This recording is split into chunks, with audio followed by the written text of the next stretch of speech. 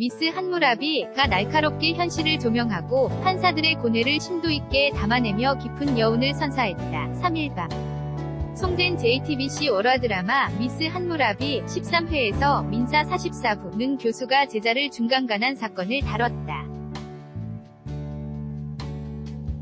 이 과정에서 기울어진 현실을 바로잡으려는 박차오름, 고아라분, 임바른, 김명수분, 한세상, 성동일분의 신중한 고민은 진한 울림을 남겼다. 피고인 주영민 교수는 NJ그룹 후계자 민용준, 이태성분의 자영이자 병원 이사장의 남편답게 인류 로펌 에이스 변호사의 대법관 출신 고문까지 대동하고 재판에 출석했다.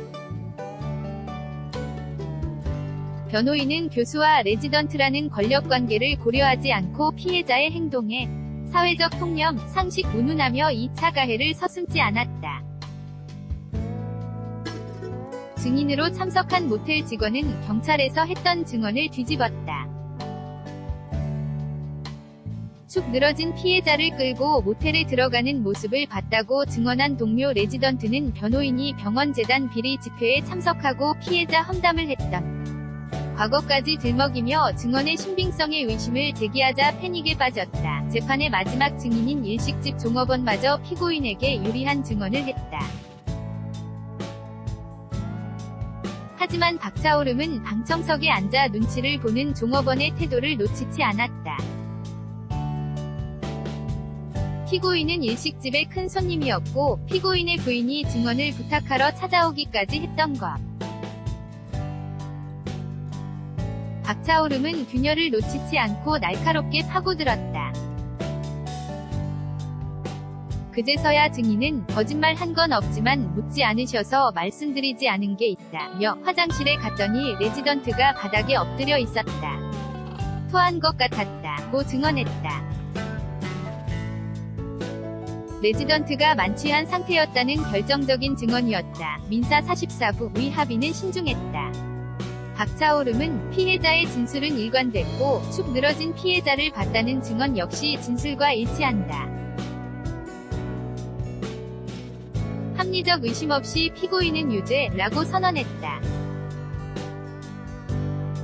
심사숙고한 끝에 내려진 판결은 징역 4년. 선례들보다 무거운 실형이 선고되자 충격에 쓰러진 피고인을 본 박차오름은 너무 놀라 눈시울까지 붉어졌다. 부장판 사실로 박차오름과 임바른을 부른 한세상은 과거 자신의 실수를 언급하며 법정에서 가장 강한 자는 판사야. 가장 위험한 자도 바로 우리야.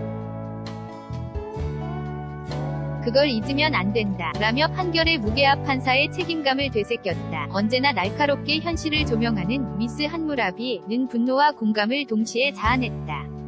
법원 식구들이 클럽에서 목격한 청년들의 만행과 끝까지 억울함을 호소하는 피고인의 항변은 권력관계 속의 일말의 죄의식도 없이 벌어지는 범죄의 민낯을 고스란히 보여줬다.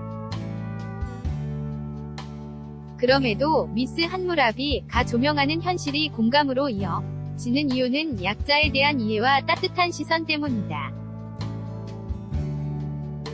판단은 중립적으로 해야 한다.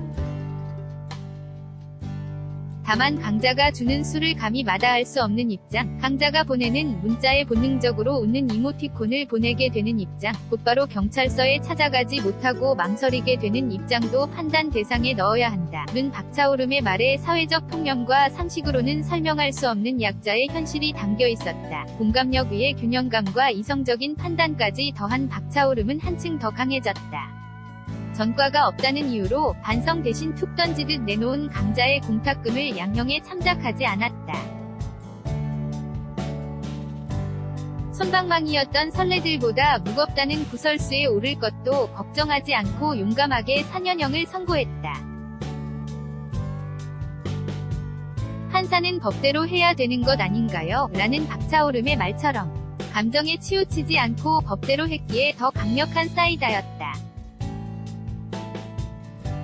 임바른에게 균형을 잃고 피해자에게 치우치면 가차없이 반박해달라고 말하며 자신을 돌아볼 줄 알게 된 박차오름은 철저히 법대로 판결하며 판사로서 다시 한 번성장했다. 기울어진 현실을 지적하는 벅차오름과 판사의 책임감을 몸소 겪어온 한 세상의 설전은 다른 커플의 설전과는 다른 의미에서 날카롭게 균형을 이뤘다. 다름을 통해 현실의 문제를 공정한 판결로 바꿔나가는 민사 44부의 활약은 세 사람이 완벽한 균형을 이루며 만들어갈 강한 자에게 강하고 약한 자에게 약한 법원을 기대케 했다.